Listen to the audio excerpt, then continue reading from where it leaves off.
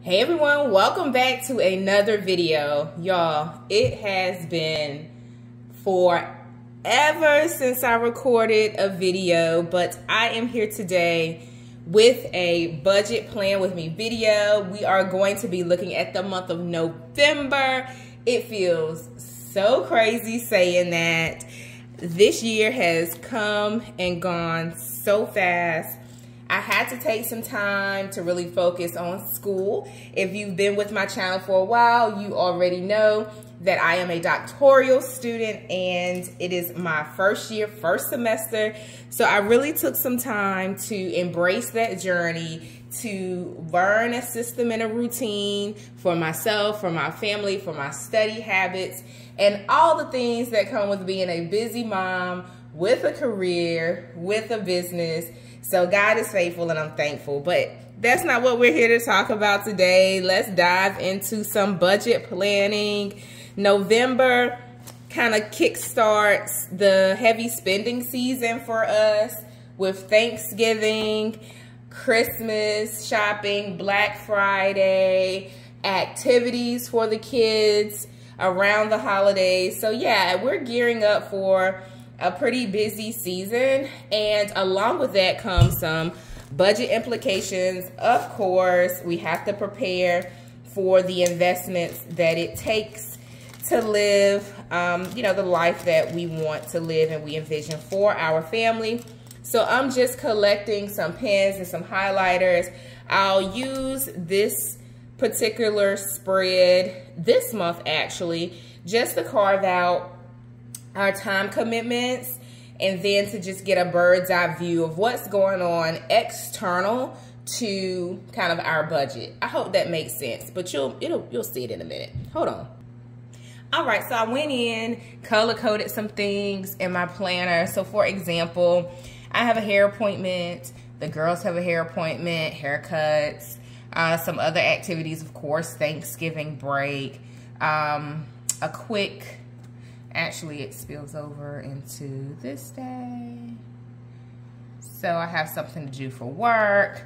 So I'm just trying to get an idea and a sense of what's going on for the, I need another highlighter actually, y'all, because I forgot an activity. I had to highlight something. And I don't want to, I'll use green. But I want to make sure I understand kind of where we all need to be. Although some of these things like this, what I'm highlighting here, and y'all don't judge my highlighting abilities. It's a little suspect this morning. All right, so I've highlighted a few activities. Some of it involves travel, some of it doesn't. Some of it involves different commitments and things like that. So again, I'm pretty much running out of, I need to get some more highlighters, y'all. All right. Oh, it's the wrong date. Okay. All right, so as you can see, there's quite a bit going on for the month of November. Some of the things, again, have like budget implications, travel, spending. Some of them do not. So for example, this is, again, Thanksgiving. So I'll start to think about, what I'm contributing to Thanksgiving. So for our Thanksgiving meal,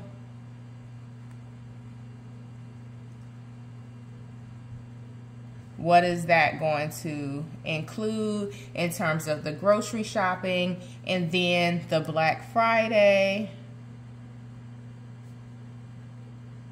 shopping. I know I need a computer, y'all. I broke my computer, so that is going to be a heavy expense, but I know that's an item I can target for Black Friday.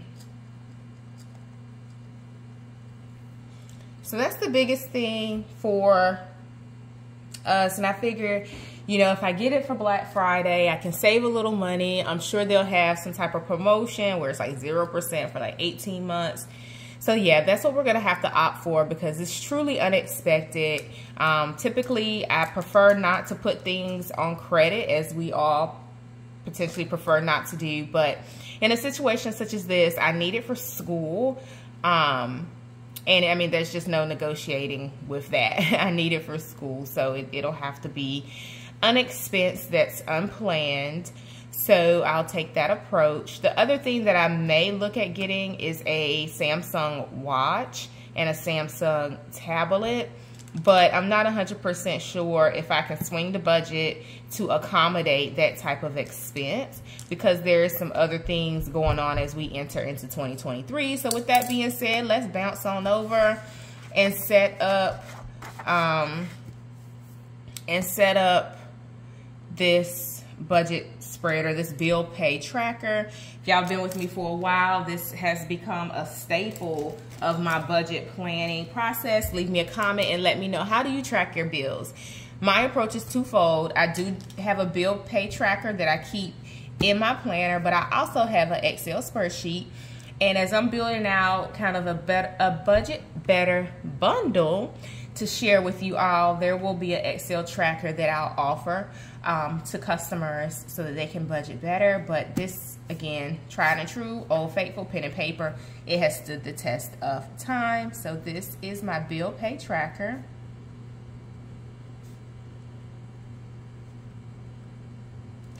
And I always set it up with the columns so that I can go in and input the bills. So once I have it kind of set up, again, this is totally DIY, nothing fancy. I know there are some sticker kits that you can purchase, but unfortunately those sticker kits don't have enough space for me to account for all of our bills because we simply just have a lot. So I usually just set up a DIY spread. I'm trying to look back for a previous month to capture everything. But one of the things you'll notice, this used to say daycare, and our daycare bill was well over $1,200 per month. Now we're just paying for after school for 3 children, and that's like not even a third of that. So that has been a blessing, although it has been absorbed with other activities and things like that. So it became a wash. So just because people say, oh, well, when your kids are out of daycare, like that's money saved, it's like getting a raise.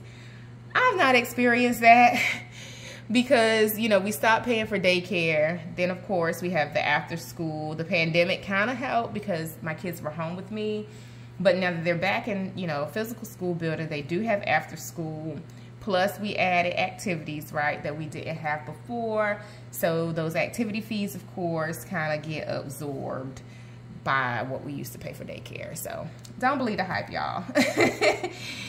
It's different for every family, but that has been, you know, kind of my experience. So anywho, I'm just going to go in and account for just some of our bigger bills, and I'll continue this on, etc.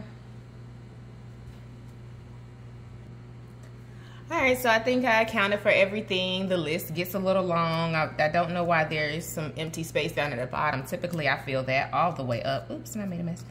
But so yeah, so as I pay things, I'll just go in and check them off. Sometimes I'll put notes in here just to kind of guide and direct me in terms of what we have going on. So that is our bill pay tracker. Over here, I'm going to account for any kind of special circumstances. We do have a birthday this month. I'm going to account for any needs. So this will be kind of the activities section that'll get accounted for here.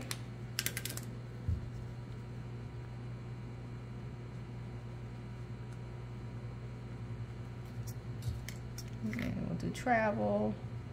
I'll go in and put the details offline. Actually, here we're gonna do the credit card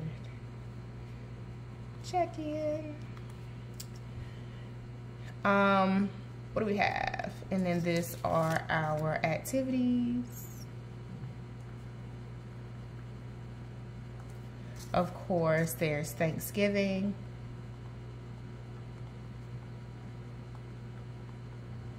I'll do a quick Black Friday analysis.